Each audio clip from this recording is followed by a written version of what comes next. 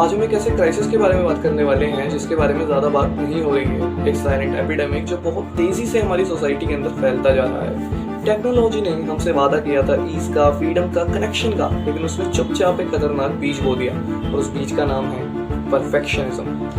हम एक ऐसी दुनिया में जी रहे हैं जहाँ पर 18 साल के बच्चे सुपर कार्स चलाते हैं और 20 साल के मिलियनर होने का दावा करते हैं, और इन सब से लाखों लोगों के मन में एक सवाल आता है कि मैं कभी इनफ क्यों नहीं।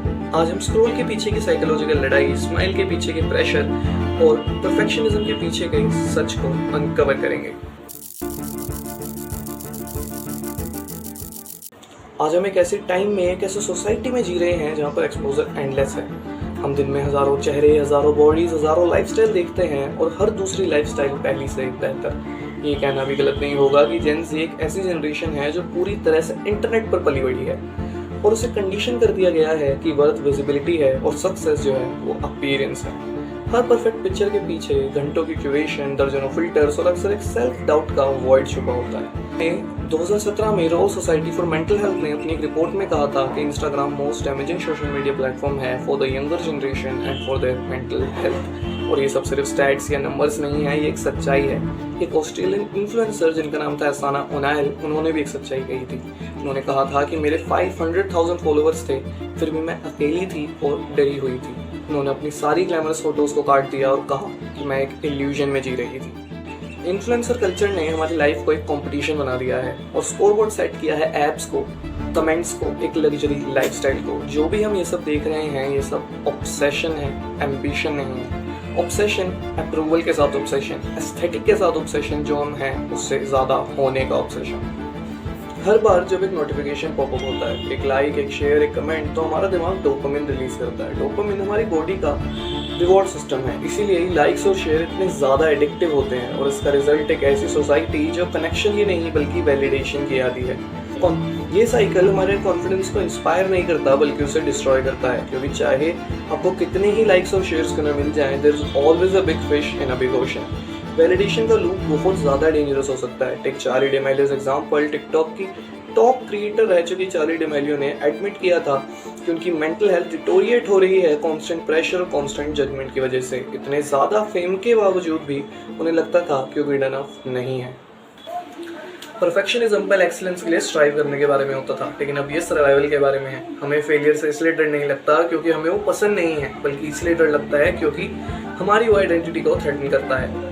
करण ओलिव की 2019 वाली रिसर्च कहती है कि पिछले 30 सालों में परफेक्शनिज्म के अंदर 33% की वृद्धि हुई है, और स्पेशली अमंग स्टूडेंट्स।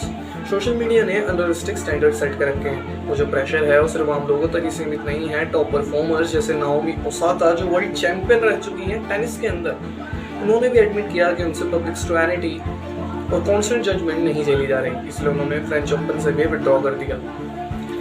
एक लॉस्ट फॉलोअर, एक बैड कमेंट और हम अपनी पूरी आइडेंटिटी पर सवाल उठाने लगते हैं। सीडीसी की 2021 की रिपोर्ट कहती है कि यूएस के अंदर 1 out of 3 girls seriously consider करती है, और ये सिर्फ एक स्टैट्स एंड नंबर्स नहीं है, it's a silent screen from an overwhelmed generation. और अब स्टोरी आती है मोली रसल की, जो यूके की 14 साल की लड़की थी जिसने अटेम्प्ट कर लिया सिर्फ इंस्टाग्राम पे कुछ हार्मफुल कंटेंट देखने के बाद। उसने पूरे ब्रिटेन को हिला दिया था और इंटरनेट अकाउंटेबिलिटी के बारे में एक डिबेट स्टार्ट कर दिया था।